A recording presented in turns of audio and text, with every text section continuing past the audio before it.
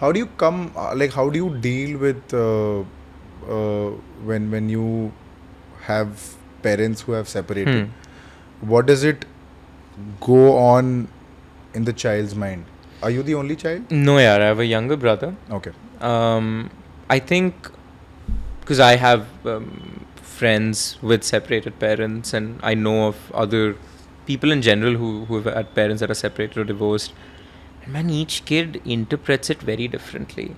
Like, I count myself a lucky minority that wasn't debilitated by their parents' separation and was able to sort of interpret it differently and sort of adapt to it much differently in a more positive than negative way.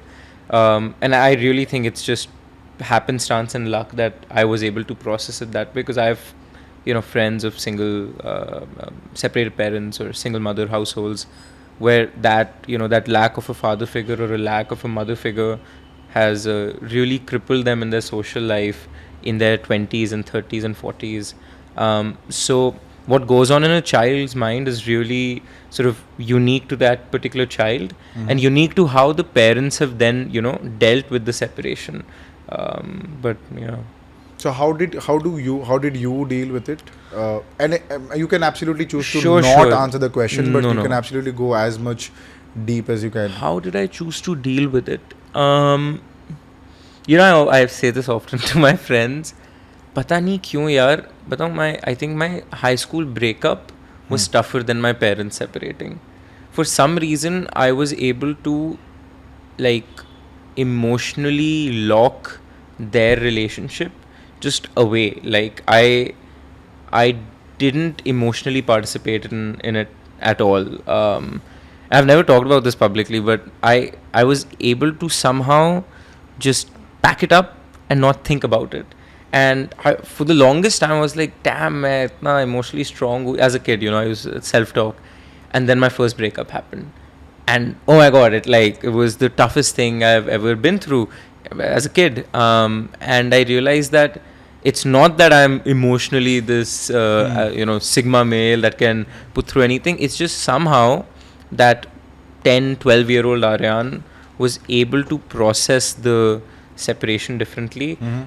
Seriously, bro, I don't know how. I'm not fully sure. I don't know how I was able to process it. I think I had my younger brother, so there was a sort of element of responsibility I felt towards him. And we have a very, very strong relationship to this day. So maybe I was able to channel some of that in that positive relationship. But yeah, uske alawa, I'm not sure how I processed the separation. Who were you closer to? My mom. My Okay. mom. Yeah. Close to my mom, but close to my brother. I think so. Most kids are able to process separation because they come up with adaptive mechanisms which prove to be maladaptive as they grow up. So, जैसे people who have commitment issues, a lot of it can be sometimes traced back to their relationship with their parents, where people usually single parent households have commitment issues because the closest person in their life could eviscerate, right? Could just disappear, could just go, right? Not that relationship could be tarnished. So the adaptive mechanism a kid comes up with is commitment issues. कि मैं commitment में ज़्यादा invest ही नहीं करता. In that particular relationship, it proves beneficial, right? कि if that kid had over invested in that relationship with one of their parents, they would feel that it would break them. But since they are avoiding that investment and having some sense of attachment issues, tab ke liye it's an adaptation. But when you're in your 20s and you have to be in a romantic relationship, that adaptation, that relationship type becomes a maladaptive coping mechanism you've come up with. So kids of single parent households come up with coping mechanisms that serve a purpose in that specific scenario but become maladaptive as you go on.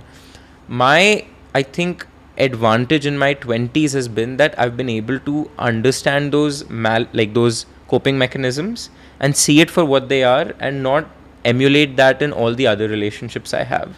So I think that proved helpful. But is the line very thin? The line is very thin.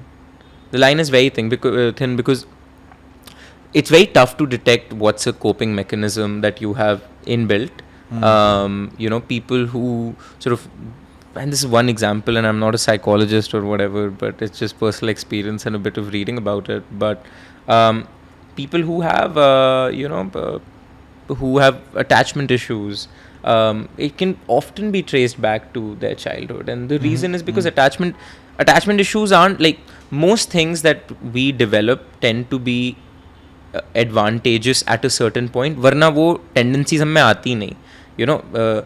Like anxiety, for example. Anxiety का source isn't inherently bad. Like you feel anxious because something is going wrong in your life, and anxiety is a signal कि fix it. Now that signal can then sort of metastasize into something so big that you forget about the problem that instigated it and you let it take over yourself and whatnot. So most things that happen to us at that certain period are for coping with that certain scenario. But we tend to keep them and repeat those patterns and not realize that that pattern is not necessarily befitting each situation we find ourselves in.